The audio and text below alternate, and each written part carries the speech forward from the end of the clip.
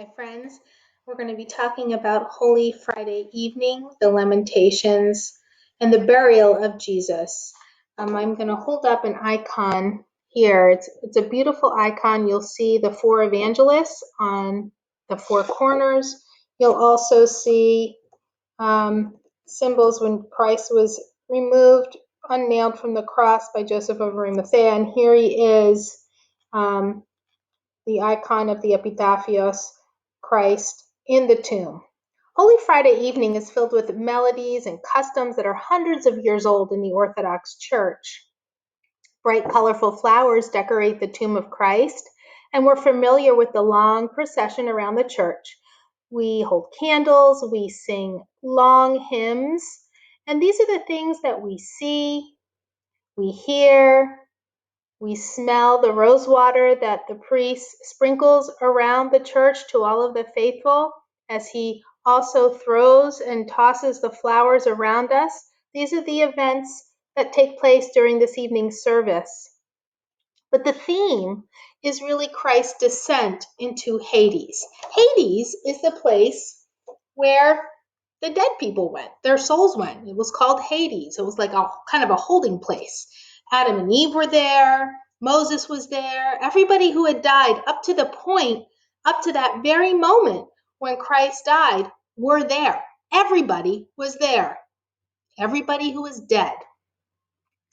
He descended, he went down into Hades. So that's our theme. And everything that is done at this service reflects back to this theme and what that actually meant.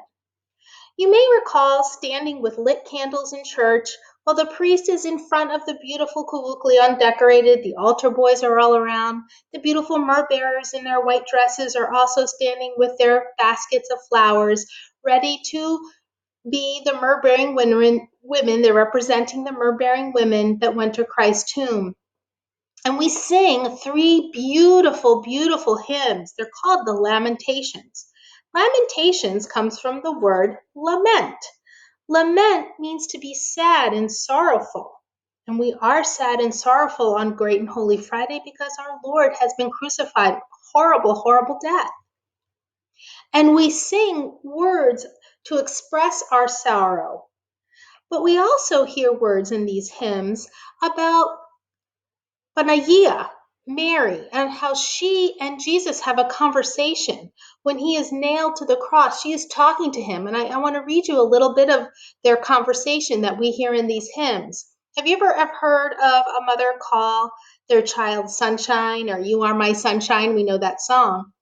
Well, Panagia calls out to her son and she calls him springtime.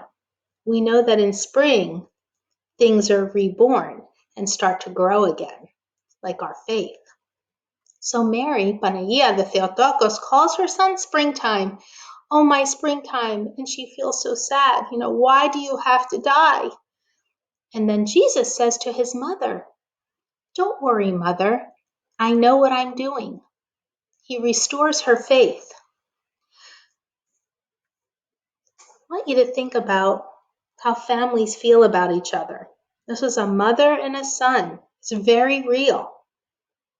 And Panagia is our mother in heaven. We can pray to her and she can give us strength. Just like Jesus gave her strength to go on, she can now pass on the strength to us.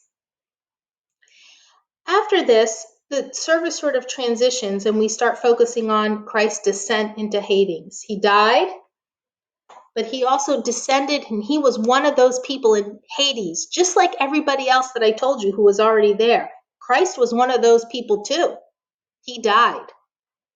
Difference is, what did he do? He went down as the Son of God to Hades, and he stomped on death. He proved that he can overcome death and overpower death, and death is nothing. We can have life eternal. We can live on forever. If we have faith and we live our lives in a Christian way, we receive the sacraments, we are ready to receive Christ. At this point on Holy Friday, we're again asked to be watchful and waiting, getting ready. What are we getting ready for? We know that Christ is in Hades right now. He's about to stomp on death and prove to everyone in Hades he can resurrect them too. It's coming. We're waiting for it. He is there in Hades now.